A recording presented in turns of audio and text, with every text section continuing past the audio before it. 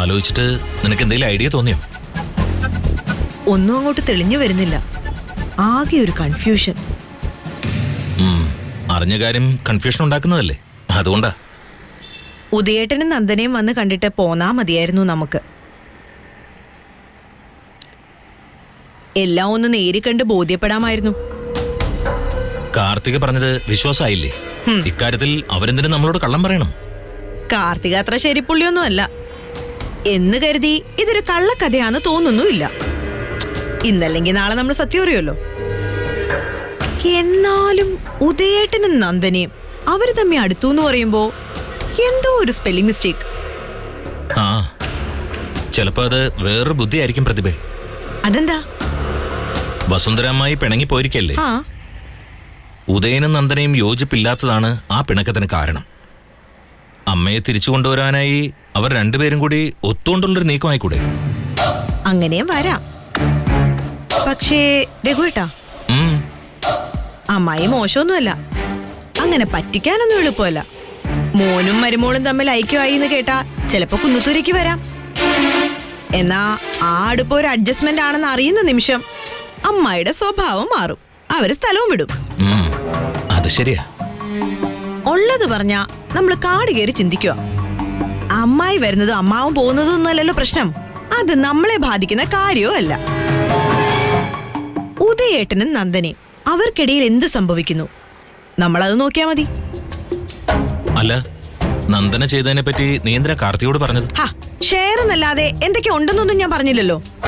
അതിപ്പോ നമ്മുടെ മനസ്സിലിരിപ്പ് കാർത്തികയ്ക്ക് നന്നായിട്ട് അറിയാം. അതുകൊണ്ടാണല്ലോ എന്നെ വിളിച്ച് ഈ അത്യാഹിത വാർത്ത അറിയിച്ചത്. ഉദയന്റെ ഓഹരി കൂടി അടിച്ചെടുക്കണമെന്നാ യതീന്ദ്രന്റെ ആഗ്രഹം. അതിനുവേണ്ടി വേണ്ടി വന്ന ഉദയനെ കൂടി അഡ്ജസ്റ്റ് ചെയ്യാൻ കാർത്തിക റെഡിയാ. അയാള് കല്യാണം കഴിച്ചിട്ടില്ലായിരുന്നെങ്കിൽ അങ്ങനെയും സംഭവിച്ചേനെ. അക്കൂട്ടത്തിൽ നന്ദനയുടെ സ്വത്തും കൈവിട്ടു പോവോന്നാ നമ്മുടെ പേടി. ഞാനൊന്ന് ചോദിച്ചോട്ടെ, പ്രതാപേട്ടൻ പറഞ്ഞ പദ്ധതി വഴിയിൽ ഉപേക്ഷിച്ച പോലെയല്ലേ?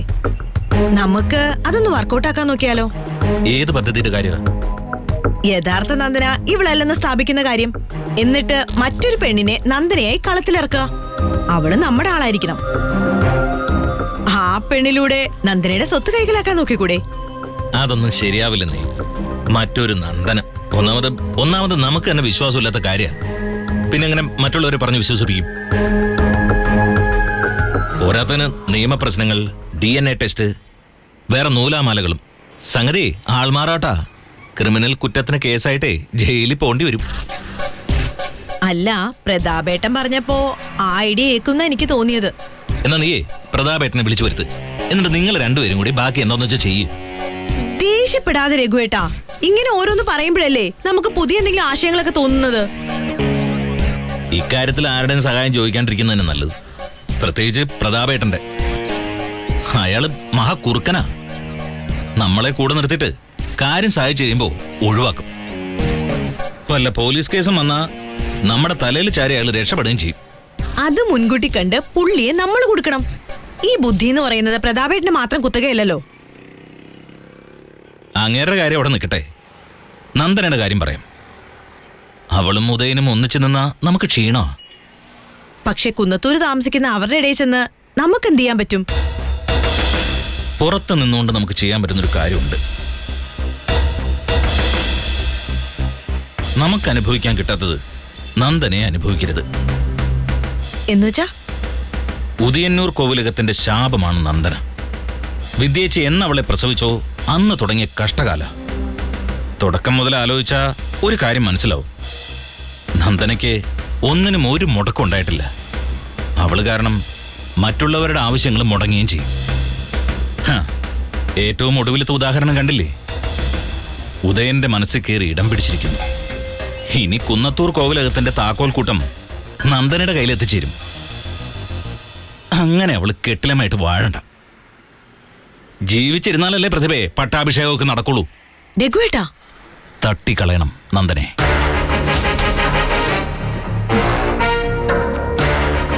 ആർക്കും ഒരു സംശയത്തിന് ഇട നൽകാതെ ഞാനത് പ്ലാൻ ചെയ്യും.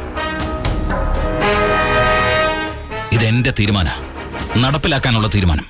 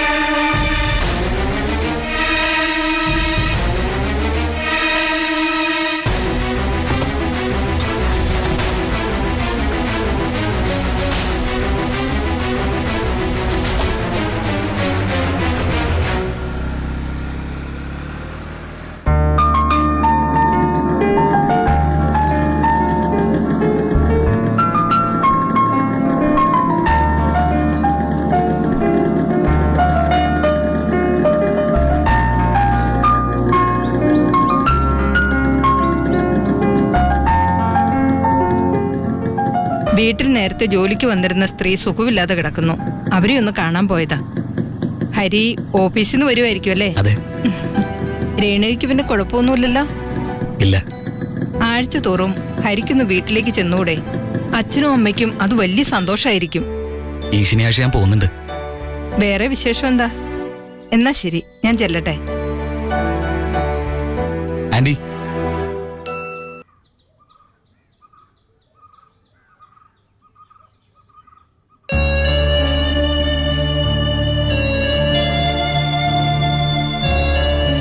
സജീവിനെ ഞാൻ ഇന്നലെ വിളിച്ചിരുന്നു. ആദ്യം ഫോൺ എടുത്തില്ല. പിന്നെ വിളിച്ചപ്പോൾ പറഞ്ഞു തിരിച്ചു വിളിക്കാന്ന്.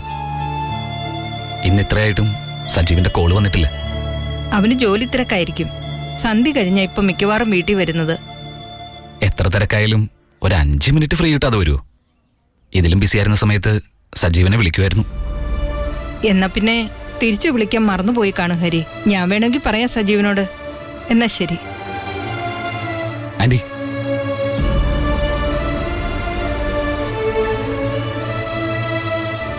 ഞാൻ ശ്രുതിയെയും വിളിച്ചിരുന്നു. ഇപ്പോ ആ നമ്പർ നിലവിലില്ലെന്നാ പറയുന്നത്. അവള് ബാംഗ്ലൂരിൽ ചെന്നിട്ട് പഴയ ഫോൺ നമ്പർ മാറ്റി. പുതിയ നമ്പർ കാണാതെ പറയാൻ എനിക്കും അറിയില്ല. ഹരിപ്രസാദ് ശ്രുതിയെ വെറുതെ വിളിച്ചെന്നേ ഉള്ളോ?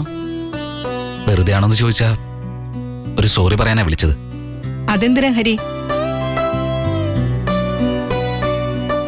ഞാൻ കാരണം ശ്രുതിക്ക് ഒരുപാട് ബുദ്ധിമുട്ടുണ്ടായില്ലേ? പലതും ഒഴിവാക്കായിരുന്നു. അതുകൊണ്ട് ഒന്ന് സംസാരിക്കേണ്ട ഒരു ആവശ്യമാണെന്ന് തോന്നി. അതിൽ കാര്യമില്ല ഹരി. ഇത് പറയാൻ വിളിച്ചിട്ട് ആ സംസാരവും അവൾക്ക് വിഷമമുണ്ടാക്കിയാലോ?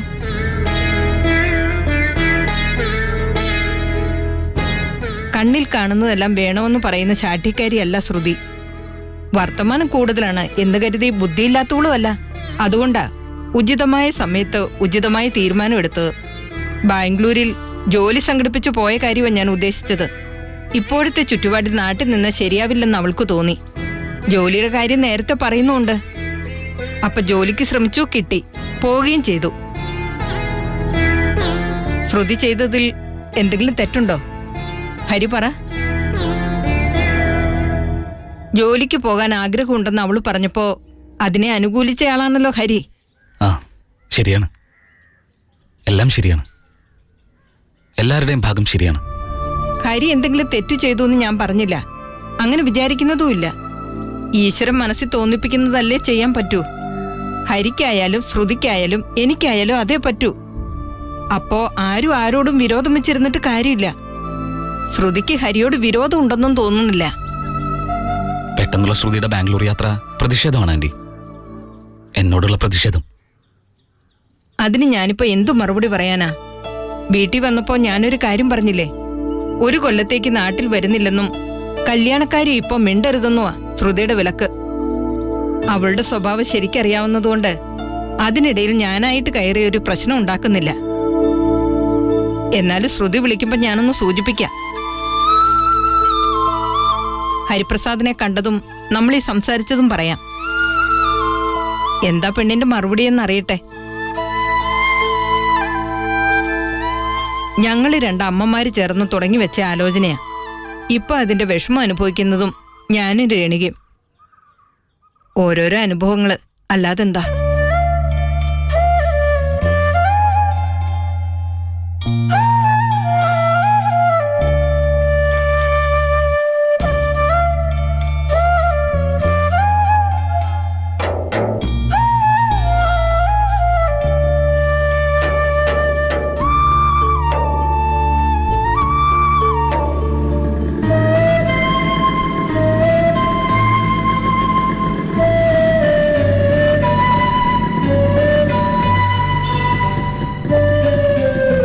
ചേട്ടാ, ഒരു 100. 100?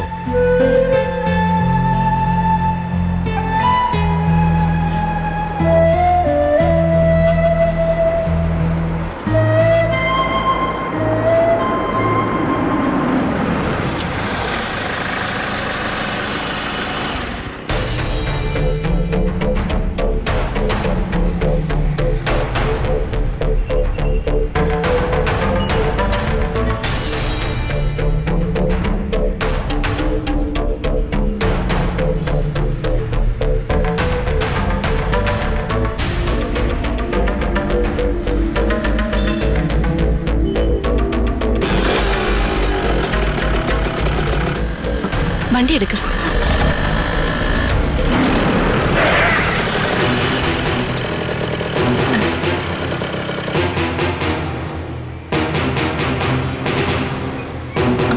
ഹരി,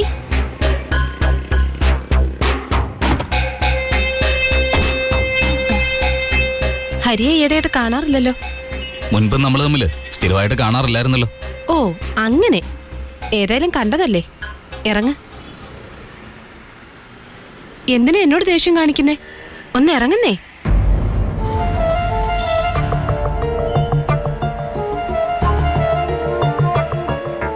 എനിക്ക് ഹരിയോട് ദേഷ്യമൊന്നുമില്ല കേട്ടോ. നിങ്ങളെപ്പോലെ സ്മാർട്ടായ ചെറുപ്പക്കാരനോട് എന്തിനാ ദേഷ്യം? അതിന്റെ കാര്യം എന്താ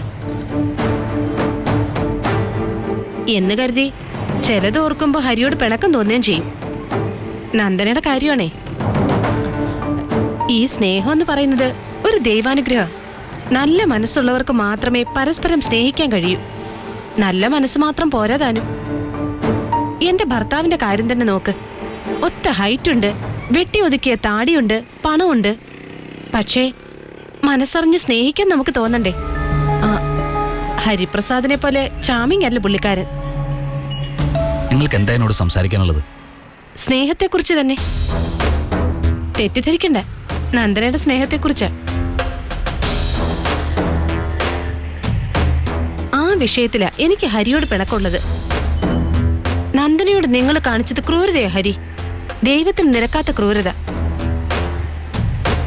നിങ്ങൾ തമ്മിൽ സ്നേഹത്തിലായിരുന്നു എന്നുള്ളത് പകൽ പോലെ സത്യം. നന്ദനെ അത് നിഷേധിച്ചിട്ടില്ല, ഹരിക്കും നിഷേധിക്കാൻ കഴിയില്ല. ഫോൺ ചെയ്യുകയും SMS അയക്കുകയും ചെയ്യുന്ന വെറും ലൈനല്ലായിരുന്നു, അസ്ഥിയിൽ പിടിച്ച പ്രേമമായിരുന്നു. അല്ലെങ്കിൽ അല്ലെന്ന് ഹരി പറ. അങ്ങനെ സ്നേഹിച്ച നന്ദനെ ഹരിപ്രസാദ് എന്താ ചെയ്തത്? ഉദയേട്ടന് വിട്ടുകൊടുത്തു. ഒരുമിക്കാൻ തടസ്സങ്ങൾ ഉണ്ടായി കാണും. പ്രേമമെന്ന് പറയുന്ന ഇടപാട് പണ്ട് മുതലേ അങ്ങനെയാ. പ്രതിബന്ധങ്ങൾ അടിക്കടി ഉണ്ടായിക്കൊണ്ടിരിക്കും. വിലക്കുകൾ വരും, ഭീഷണി ഉണ്ടാവും, അടിപിടി വരെ നടക്കും എന്ന് കരുതി ലോകത്തുള്ള ആണുങ്ങളെല്ലാം പ്രേമിച്ച പെണ്ണിനെ വല്ലവർക്കും കൊടുക്കൂ?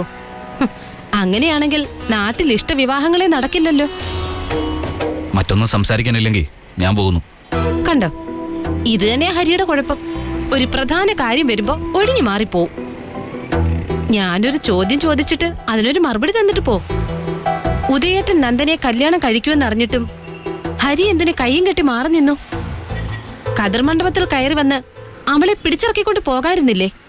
ഹരി വിളിച്ചാൽ നന്ദന് വരുമെന്ന് ഉറപ്പില്ലേ? അപ്പൊ ഉറപ്പുണ്ട്. അത് ആ നോട്ടത്തിന്റെ അർത്ഥം. കഴുത്തിൽ താലി വീഴുന്ന നിമിഷം വരെ നന്ദന ഹരിപ്രസാദിനെ പ്രതീക്ഷിച്ചു കാണും. ഒരുപക്ഷെ അങ്ങനെ വന്ന് വിളിച്ചിരുന്നെങ്കിൽ അവിടെ ഒരു സീൻ പോലും ഉണ്ടാവാതെ കാര്യം നടന്നേനെ. മറ്റൊന്നുമല്ല, ഉദയേട്ടൻ തന്നെ നന്ദനയുടെ കൈ പിടിച്ച് ഹരിയെ ഏൽപ്പിക്കുമായിരുന്നു. മുഹൂർത്തത്തിന് അതേ മണ്ഡപത്തിൽ വെച്ച് നിങ്ങളുടെ കല്യാണം നടത്തി തരുമായിരുന്നു.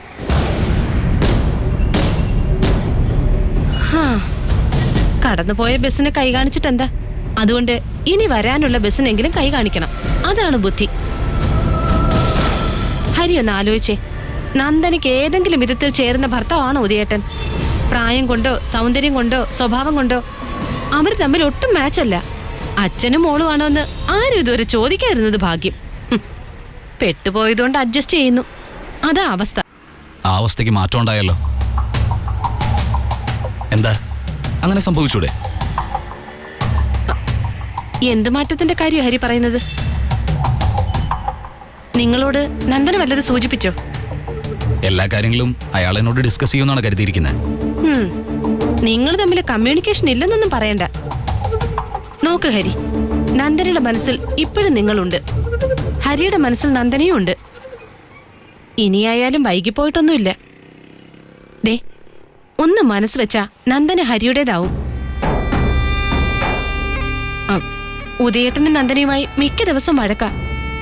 ഇന്ന് രാവിലെ അടി വരെ എത്തി. രണ്ടുപേരും രണ്ടു വഴിക്ക് ഇറങ്ങിപ്പോയത്. ഇങ്ങനെ തട്ടിമുട്ടിയ ഒരു ജീവിതം എന്തിന്?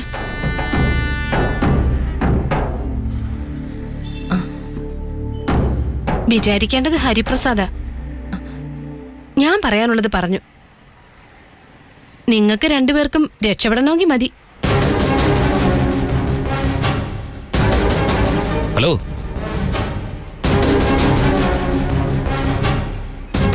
സ്വന്തം താല്പര്യങ്ങൾക്ക് വേണ്ടി സംസാരിക്കുന്നോ കൊള്ളാം, അത് നിങ്ങളുടെ കാര്യം. പക്ഷെ ഇത്രയും ബോറാവരുത്, ചീപ്പാണ്. അല്ല ഹരി, ഞാൻ സോറി, കേൾക്കാൻ താല്പര്യമില്ല.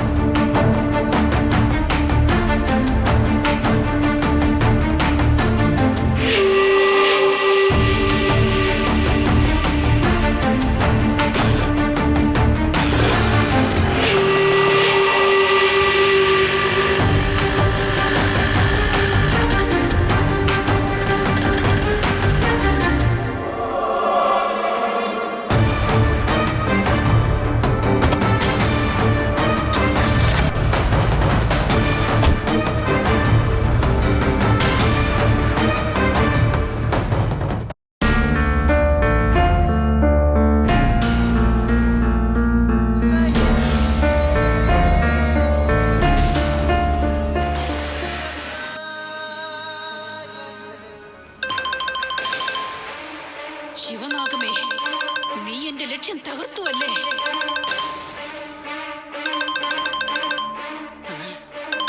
പാല് മുഴുവൻ പോയല്ലോ തിരുമേനി.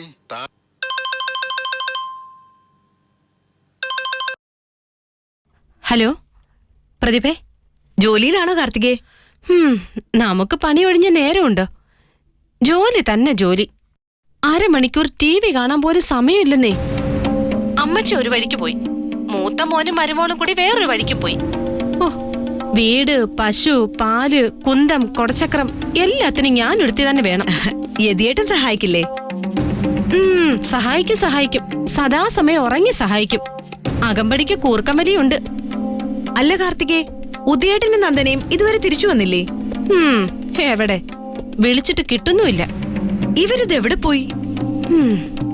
ഒരു പോക്ക് പോയാ മതിയായിരുന്നു. എന്നാലും ഒന്ന് അന്വേഷിക്കണ്ടേ? എന്തിന്? കൊച്ചു കുട്ടിയൊന്നും അല്ലല്ലോ പിച്ചക്കാര് പിടിച്ചോണ്ട് പോവാൻ. ഊര് തണ്ടിട്ടിങ്ങ് വരട്ടെ. ഈ പരിപാടി ഇവിടെ നടക്കില്ലെന്ന് ഞാൻ മുഖത്ത് നോക്കി പറയും. ഒറ്റയ്ക്ക് വീട് നോക്കേണ്ട കാര്യമൊന്നും എനിക്കില്ല. അല്ലെങ്കിൽ അതിൻ്റെതായ ഗുണം ഉണ്ടാവണം. വീട് ഞങ്ങളുടെ പേർക്ക് എഴുതി തരട്ടെ. എല്ലാ ഉത്തരവാദിത്വം ഞാൻ ഏറ്റോളാം. വീട് മാത്രം മതിയോ കാർത്തികയ്ക്ക്? കുന്നത്തൂരെ ബാക്കി സ്വത്തൊക്കെ ചേട്ടന്റെ ഭാര്യ എടുത്തോട്ടെന്നാണോ? ഉള്ളതാ, അതിന് കുറെ പുളിക്കും. ആർക്കെങ്കിലും വെറുതെ കൊടുത്തെന്ന് പറഞ്ഞാലും നന്ദനയ്ക്ക് കിട്ടുന്നത് ഞാൻ സഹിക്കില്ല. പക്ഷെ സംഭവിക്കാൻ പോകുന്നത് അതാണെന്നാണല്ലോ സൂചന. കാർത്തിക പറഞ്ഞത് വെച്ച് നോക്കിയാ നന്ദന ഉദയേട്ടന്റെ മനസ്സിൽ കയറി കൂടിയിരിക്കുക. മൂപ്പർക്ക് സ്വത്തും പണമൊന്നും അല്ല, നാടകമാണ് മഹാകാര്യം. അപ്പോ ഉദയേട്ടന്റെ ഷെയർ പ്രകാരമുള്ള സ്വത്തുവകകൾ നന്ദനയ്ക്ക് ഇഷ്ടം പോലെ കൈകാര്യം ചെയ്യാം. വസുന്ധരമായി കുടുംബസ്വത്തിന്റെ ഭാഗം കൂടാതെ സ്വന്തം ഓഹരിയുടെ നല്ലൊരു ശതമാനവും നന്ദനയ്ക്ക് കൊടുക്കും.